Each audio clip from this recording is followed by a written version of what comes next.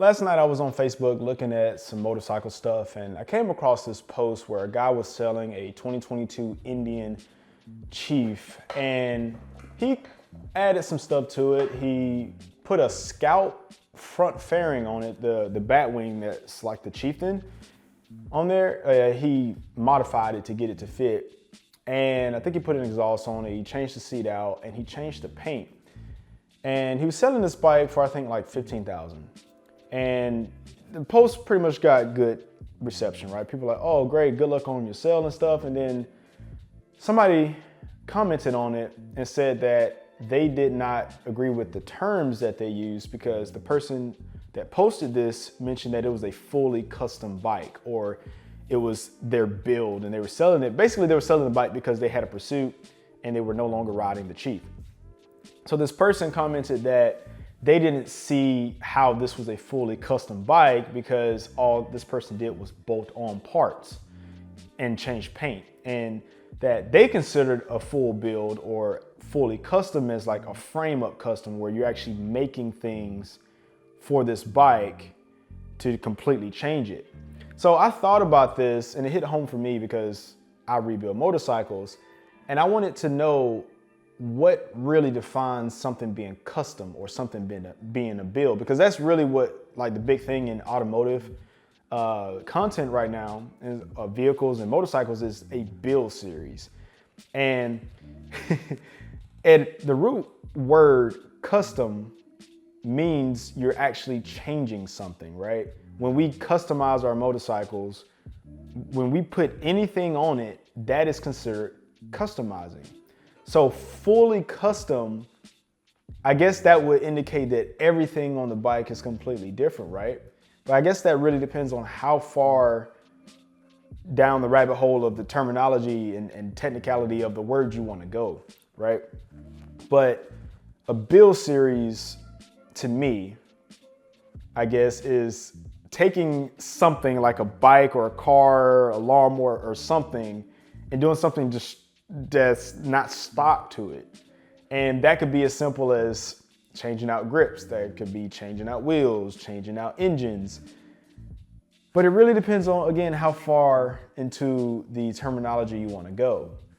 So there's a person that I follow, Adam Savage from Mythbusters and Tested, and he has this definition of maker or builder that he describes as someone who takes something and makes it into something that didn't exist before. So let's say you took a slab of metal and you made it into something, or a slab of wood and you made it into something that didn't into a different form. That's considered making or building.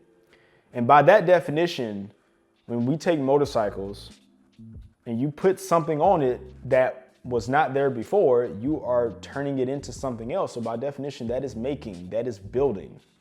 And I know this old school terminology that when you built a motorcycle, you were doing a full frame up, like custom frame, custom wheels, custom forks, all this kind of stuff. And that is what it was. That's considered a build. But now the accessibility of motorcycle components, you can buy the parts that you want and have them shipped to your door, and you can bolt on those parts yourself. And that is a huge thing with Harley Davidson, and now it's starting to pick up with Indian motorcycle. And I just recently started using the term building an Indian motorcycle. I made a video where I mentioned why I build Indians and not Harleys.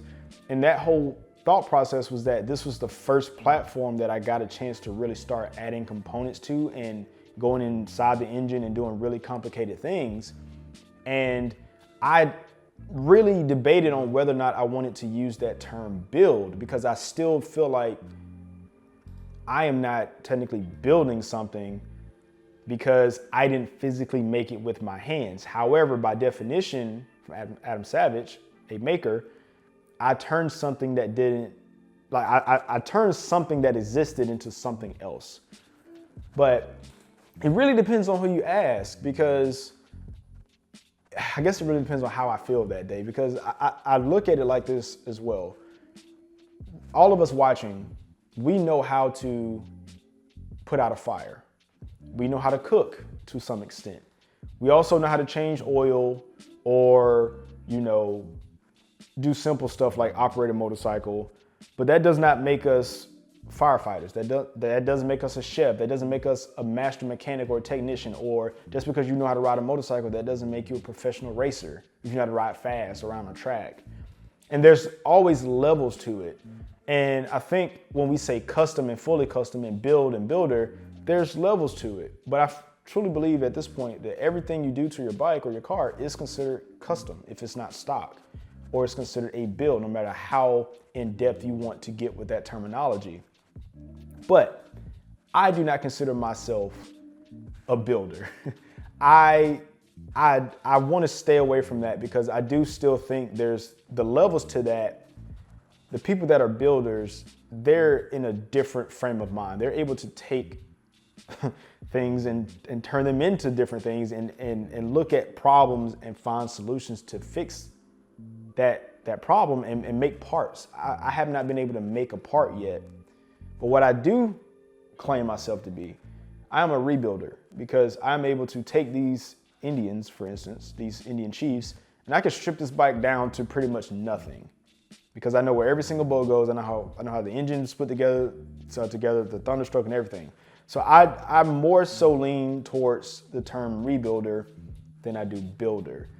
And again, that's just depends on who you ask that day. But I truly believe, being that I've done this like 5 times, I've earned the term rebuilder, but definitely not builder. One day I do want to build parts and do a custom frame and make things. But at some point, for instance, I'm going to buy a welder. But I am not going to call myself a welder.